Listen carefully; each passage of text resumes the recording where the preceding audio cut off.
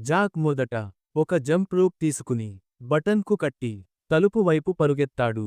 కానీ తలుపు దగ్గరికి వెళ్ళగానే బటన్ ఆటోమేటిక్గా పైకి వచ్చేసింది. తర్వాత ఒక ఫ్యాన్తో ఈగల గుంపుని తోలాలని ట్రై చేశాడు. అది కూడా వర్క్ కాలేదు. పక్కనే ఉన్న ఒక చిన్న కార్డ్ పై పడుకుని దానితో తలుపు చేరాలని అనుకున్నాడు. కానీ ఆ కార్డ్ తిప్పుకుంటూ దూరంగా వెళ్ళిపోయింది. చివరికి జాక్కు ఒక ఐడియా వచ్చింది. ఒక పూల కుండీని బటన్ మీద పెట్టాడు. కానీ ఆశ్చర్యంగా ఆ చిన్న బటన్ పూల కుండీనే పైకి లేపేసింది. బరువు తక్కువగా ఉందేమో అని అనుకుని పైకప్పులో ఉన్న వాటర్ బటన్ నొక్కాడు. నీళ్లు కుండీలో పడతాయనుకున్నాడు. కానీ నీళ్లు కుండీలో పడకుండా జాక్ తల మీదే పడుతూ అతను ఎక్కడికి వెళ్ళినా అతన్ని ఫాలో అవుతున్నాయి. చివరికి కొంచెం నీళ్లు మాత్రమే కుండీలో పడ్డాయి. అప్పుడు జాక్ అనుకున్నాడు, నీళ్లతో కాకపోతే సుషీతో నింపితే బరువు పెరుగుతుందేమో. కుండీ మొత్తం సుషీతో నింపాడు. కానీ ఈసారి అది అంత బరువైపోయింది. జాక్ లేపలేకపోయాడు.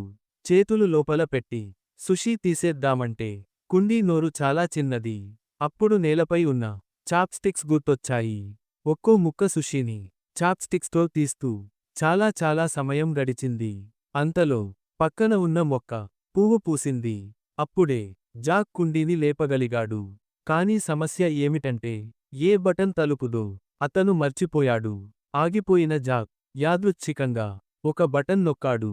అప్పుడే ఒక వ్యక్తి అకస్మాత్తుగా వచ్చి అనుకోకుండా కుండీని తోసేశాడు. జాక్ పూర్తిగా నిరాశలోకి వెళ్ళాడు. అన్ని ప్రయత్నాలు విఫలమయ్యాయి.